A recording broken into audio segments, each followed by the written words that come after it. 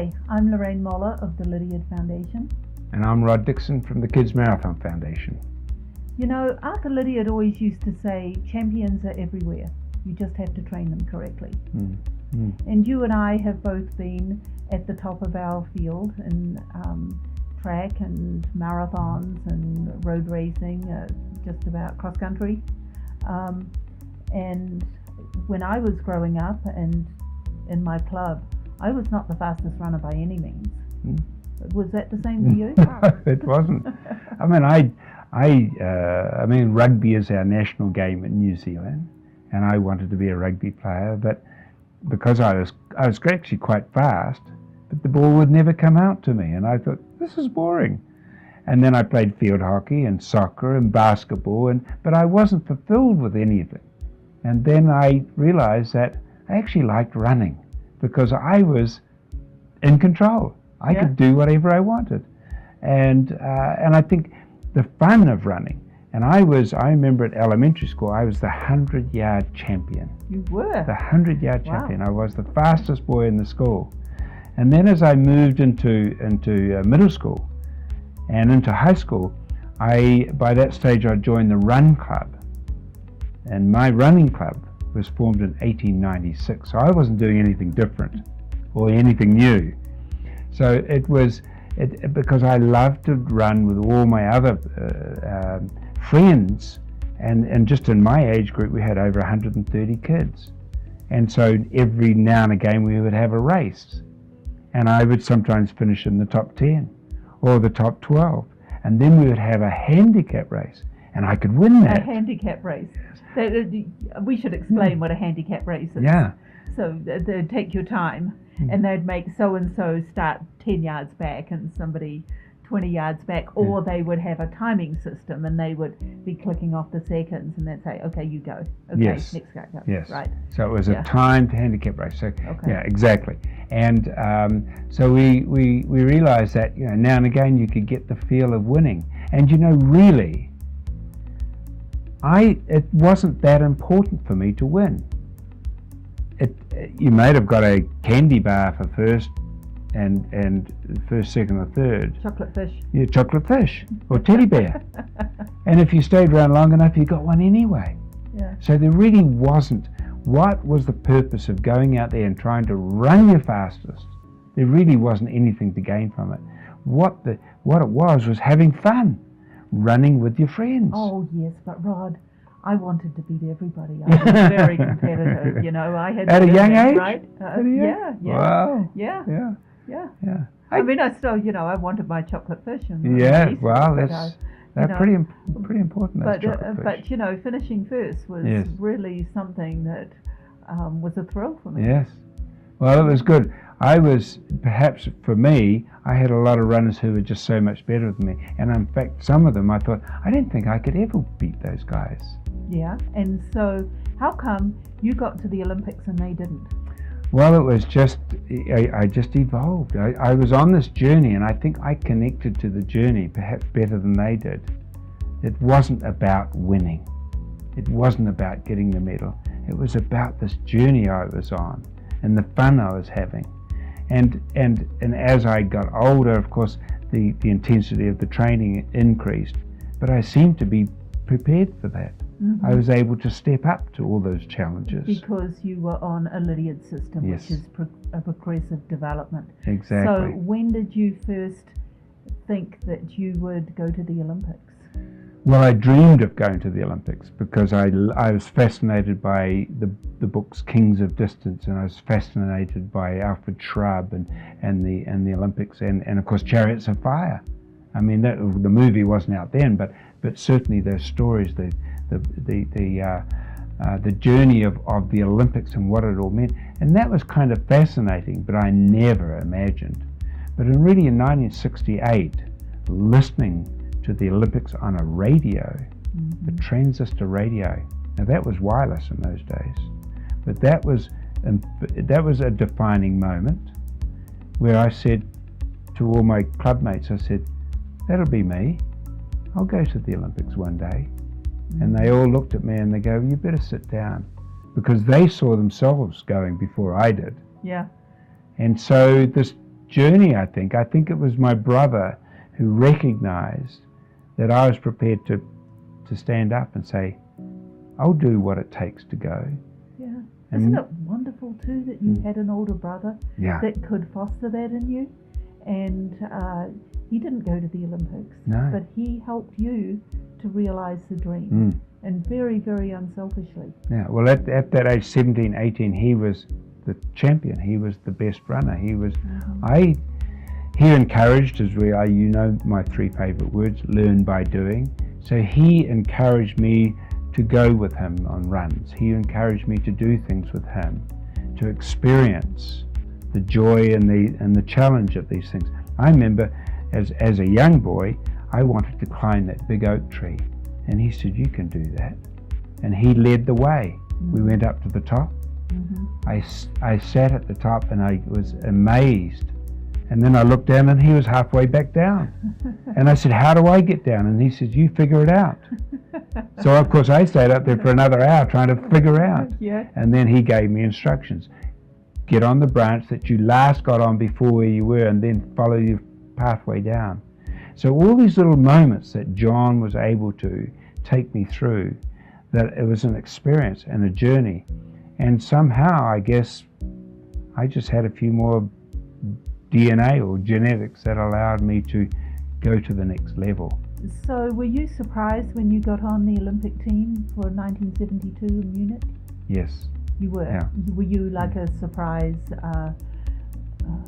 Well, what I'd done, Lorraine, was I'd actually done all what was required of me. I'd run very close to winning the New Zealand Championships. I finished second with the same time. I'd beaten some of the other runners who were preparing to go for the Olympic title. And then when it came to the Olympic trials, I won the Olympic trials. So I'd done the qualifying time, I'd won the Olympic trials, but I still wasn't sure that I'd be going. So we had to wait like for 3 weeks until they decided. You know, it's selection by panel in New Zealand, so, you know, depends also whether they like you. Whether they think you're capable. Yeah, so they will have an opinion about you, and that opinion matters greatly on whether or not you'll make the team. And many good people have been dropped from teams when they probably rightfully should have gone. It's always a little bit of controversy one way or other. But overall, I think it's worked quite well. So you made the team in 1972. So when you went into the Olympics, did you have visions of winning? No. Oh my God, furthest from my, I think we went on a European tour, and I was always put into B grade races. I couldn't even make the A grade race. And was that prior to the Olympics? Yes, yes, so like in Oslo and Stockholm and Helsinki, and we raced in Denmark, but I could never even win the B grade race. But I was continuing to improve on my best performance, on my best time, and that was natural because I was in this more of a racing environment where in New Zealand it was a little bit more selective. Some runners wouldn't want to run against you, but over there in Europe there was always these world-class events to be in. So once again, you learn by doing. You learn by going into these races, and you think, "Ooh, I didn't do that quite right." Or you'd have a wonderful friend in the stand who would point out certain things. You were the only person to go from first to last to middle to last to first, and then last again. So you've got to learn a little bit more tactical racing. Right. So all these things were coming together. So by the time I actually, got to Munich, I was feeling a little confident. I hadn't run my best time by this stage, but everything was starting to come together. And one thing my brother always said to me, says, you don't go and train when all the others are training, because everybody will be trying to show you how good they are, and everybody's pace will come up, and they will leave their racing on the training track. So you go after they've all gone home, and you do your training as you've been set it.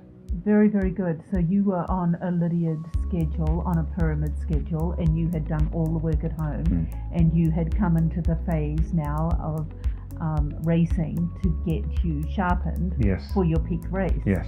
And so you knew what you were doing and you stuck with it, and Yes. under the advice of John. Yes. Well, under the threat of having my ear pulled off if I didn't do it.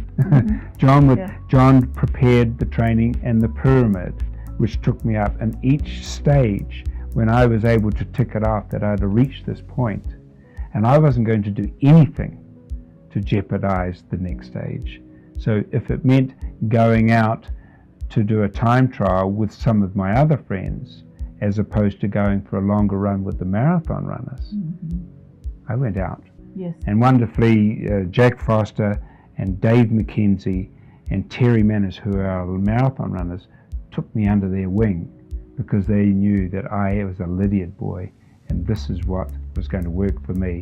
And I think they'd been told by my brother too. Yeah. So there was a bit of Hold discipline. you back, Yes. right? Yep. Yes, very, very good.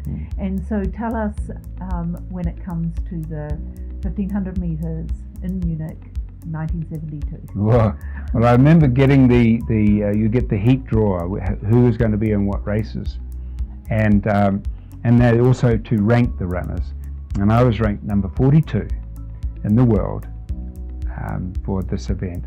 And then I looked at the heat I was in, and the fastest two, first and second, would go through to the next round, and then the fastest loser from each of the rounds would also be qualifying. I looked at my event, and I had the Olympic champion and the world record holder in my race. So I'm thinking, so I've got to run probably the fastest time of my life just to try and get into the next round. And but by that stage, I think wonderfully we were able to go over to the communication center, and you were allowed one call, international call, and I placed a call to my brother. Kind of like being in prison, eh? It was a good prison. It was. A lot of fun. But yeah, so I was able to then, because he fortunately read the newspapers, because that was the only way they could find out anything, and he had read where the heats and the draw, and so he had already prepared a little presentation to me, and he said, everything is working correctly. You're working on your Mount Everest, to be at the best you can be at the top of the mountain. And so what he said is that you just have to go out and run your race. You know your strengths. You have to run to those strengths. And simply what it was, Lorraine, is that we understood I got my speed from strength. Other runners got their strength from speed. And the good thing about this is there was a heat, a semi, and a final in 3 days. So it meant that if you run this time, and then you run the next time, each time that the stronger runner is going to come into his element. Right. And the speed runner will lose his strength as it goes on. So John really said, you've got to be at the front of the field. Do not expect to come from 8th place to 3rd in the last lap. Stay in the top 3 runners. Whatever the pace is, you must be at the front. Because we knew really at the Olympics, you don't have pacemakers. It's about competitive running. It's about tactics. It's about it, and sometimes it might be fast, sometimes it might be slow, but be at the front. You must be with the leaders. So, did you stick to your strategy? I stuck to my strategy and came in second in my heat. Sadly, in that fast time? Yes, that was my fastest time. You did a personal best and you qualified for the next round. So the next day... Yeah, well, I will say, sadly, Jim Ryan, who is the world record holder, fell in my heat. He was tripped, and I can still, when I talk about it, I can still feel his hand going down the back of my leg. I almost went down. And so with Jim Ryan out of the contention, but I didn't know this Right. I still ran exactly how I was meant to run. Yes. And finished second, which now the next day I was looking at going into the semi-final. Mm-hmm. And therefore some of the top runners from the other heats were now. And so now I was looking at not just 2 or 3 top runners, I was looking at 6 or 7 top runners. So this was going to be a harder race. Yes. But once again, over to the communication centre, called my brother, he had already figured it out. And really it was simple, stay with the plan. Mm-hmm. Stay with what we've talked about. So how many qualified in the semi-final? The semi-final was 3 from each. Okay, semi-final. So you had to finish in the top 3. Top 3. To go to the next round. Yes. And so you did the same strategy. You stayed up the front in the top 3. Yes. The whole time. And yes, and I did. I ran even splits.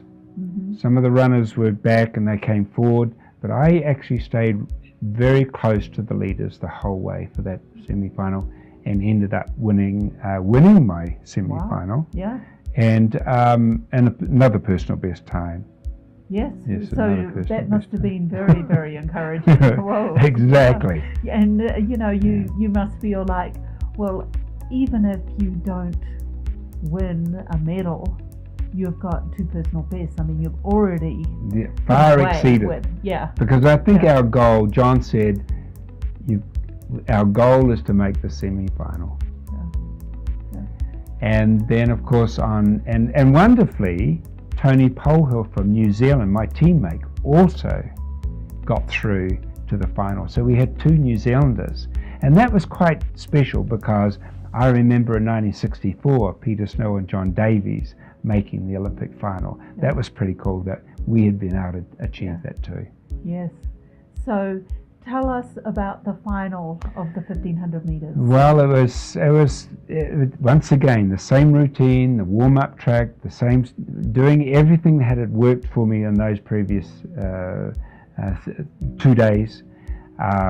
Going into the stadium and going to the start line, and all the baskets were there to put your training suit in, and I just happened to go over to a basket and put it into basket number 3. And I go, whoa, that's kind of cool. But there we were on the start line, 1,000 thoughts a second before the gun went, and once again I knew to run the race that I had been trained and focused on and determined to stay with my run. And I must admit, going down the back straight, the 2 leaders started to put a little bit of a gap on. Mike Boyd, the great Kenyan who had bronze medal in the 800 meters, went past me, and it was almost a bit of a wake up, because I thought to myself, that's my spot. and then from that point on, going for the finish. Yeah.